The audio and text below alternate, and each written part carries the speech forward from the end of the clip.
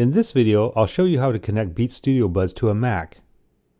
Today I'm working with a brand new set, but later in the video I'll explain how to connect the Studio Buds to a different device even if they've already been previously paired. To connect brand new Beats Studio Buds, simply open the charging case.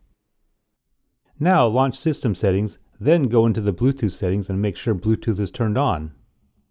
When Beats Studio Buds show up in a nearby devices list, click on the Connect button, and in a few seconds pairing is complete.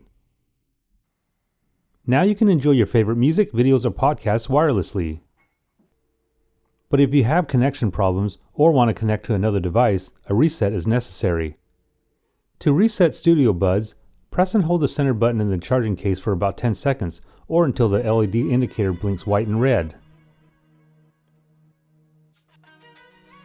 Let go of the button and then the LED will slowly blink white.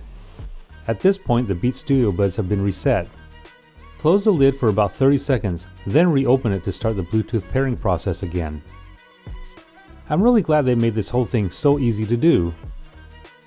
If this video was helpful, please give me a thumbs up and hit the subscribe button to stay up to date on all my weekly videos.